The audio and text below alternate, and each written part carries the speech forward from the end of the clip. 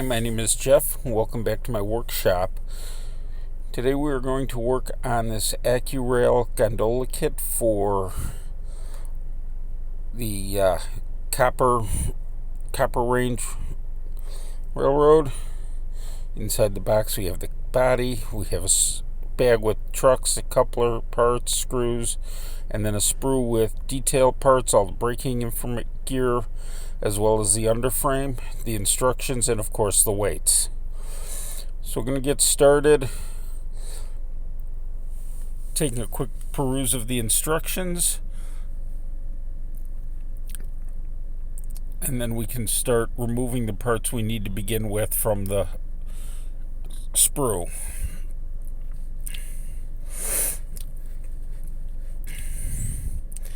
Well, that includes the underframe and the brake gears. So I'm using my sprue cutters to do that.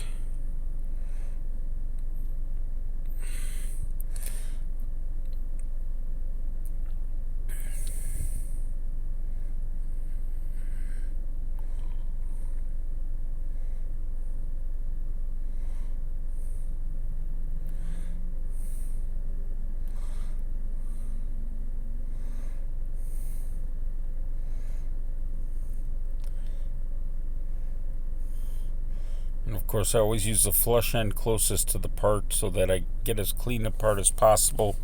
It means less filing when we're done. And yes, I missed the air reservoir when I was doing that. The center sill is held on in two spots, so we snip those. And then I'm going to use a sanding stick just to clean up the nubs where they were attached.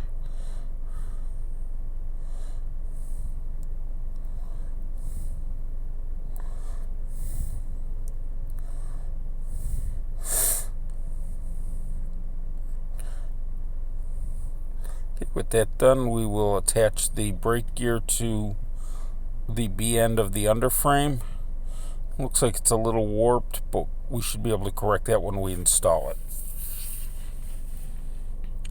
Okay, so I installed all the brake gear. It all just press fits into place. I used a little solvent cement to glue it in, and then I painted it all a grimy black color. I also painted the trucks. I've got the plastic wheel sets that came with the kit installed to act as masks over the journal backings, and then also painted the weights. With that done, we can start assembling the car. We'll start by test fitting the weights, make sure they seat in there properly.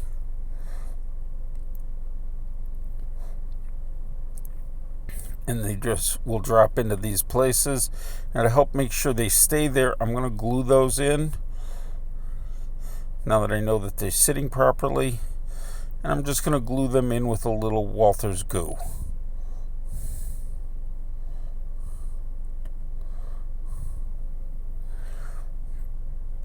So we'll take those out. Now goo, there's two ways you can do goo. I like the goo to goo method, which means you put a layer of goo on the pieces you want to attach, as well as the place you're going to attach them to on the model. So I put a little dab on each weight, and then I'm using a toothpick just to spread it evenly, and so I have a thin layer over the weight.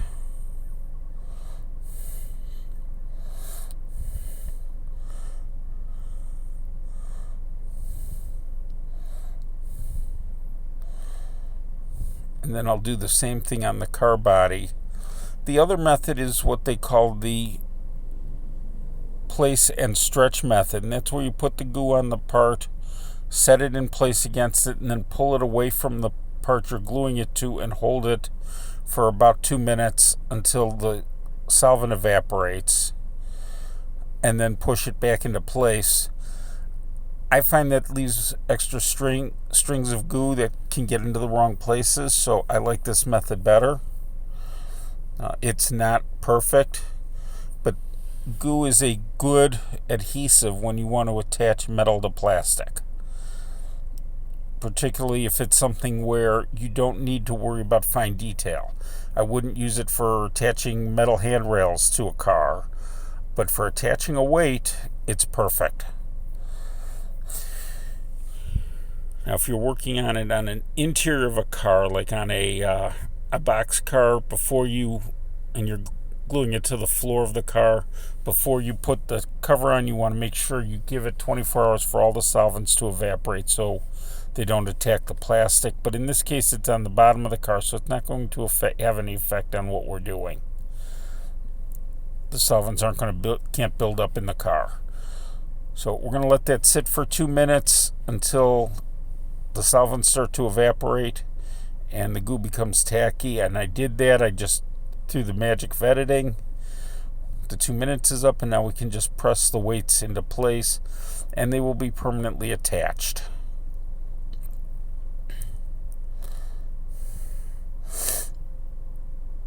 And we're going to let that glue cure and sit and rest while we work on installing couplers and trucks, or couplers at least, on the underframe center sill. And when I painted it, I put the coupler covers on to serve as a mask of the box so paint didn't get in there, and also so that they would get painted. So we're going to remove the coupler box cover,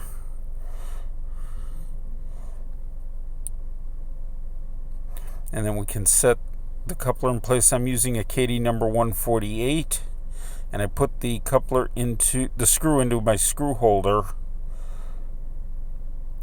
so that I can put it in place and get it started, and then I'll finish up the process of screwing it in with the screwdriver. It gets a couple of twists, it gets it started and held in place, and then I can release the holder and then come in with the screwdriver.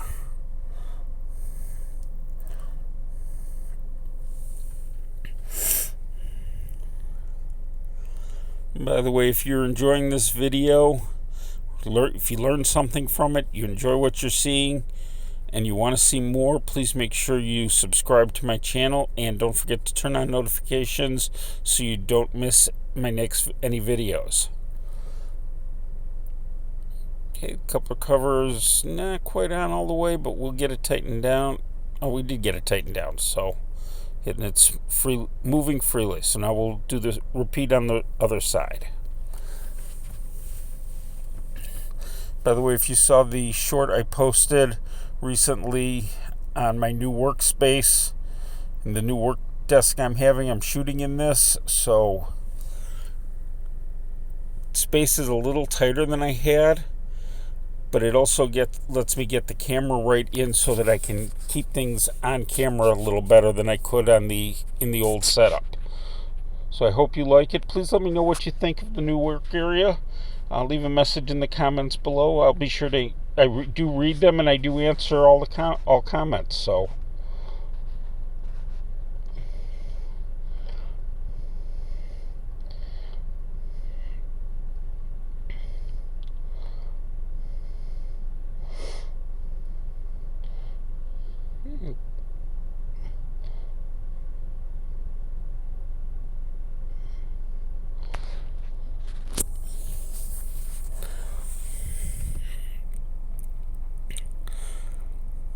okay, the coupler's installed. Now we can tune up the truck, so we're going to remove those plastic wheel sets and discard them. I don't use them for anything. And I'm going to replace these with some Branchline 36-inch fine scale wheel sets after I ream the journal boxes out. So I'm using a tool. This is a truck tuner. Just insert it like you would a wheel set. Give it a couple of spins until it's turning freely and you don't feel it grating against that journal box. Flip it around to get the other side. Or in this case, I actually flip the truck around. That way my motions are the same as I do it. and do the other side. Some take longer than others to get smooth, and then flip it around, flip the truck around again, get the other axle location, and again do both sides of that axle.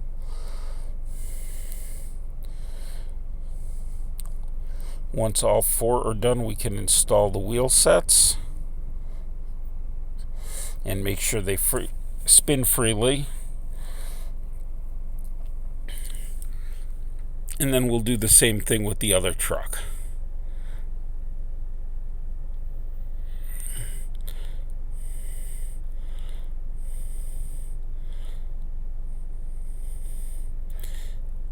And make sure it's in properly and it spins well and freely, so that's good. And we can put the other one in. And then I'll be back after I get the other truck done, which for you will be a matter of less than a second.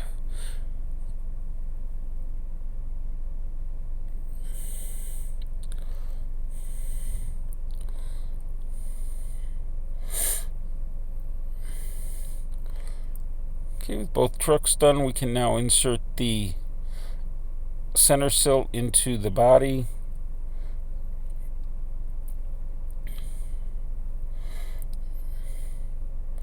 We want to make sure that we locate the B end of the car body that has the brake platform, and we put the brake gear at that end, and then the center sill just snaps into place.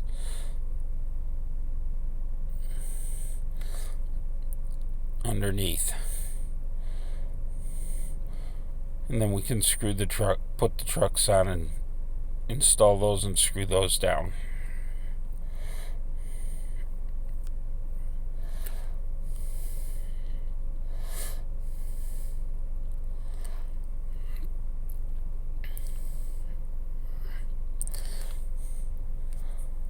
And again, I'm using my screwdriver to get it started. Make sure it twists freely. Now, if you don't have a screwdriver, you can use a screwdriver. You can still just use your screwdriver to get things started. I will put the screw on the tip of the screwdriver, and then using my finger to hold it there, just get it into place and screw it down.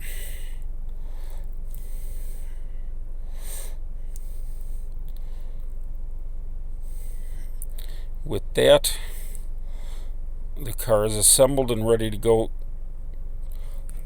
and could go into service as it is. But before we do that, we're going to do some weathering on it, and that will be in another video. Stay tuned to the channel for that. Thank you for watching.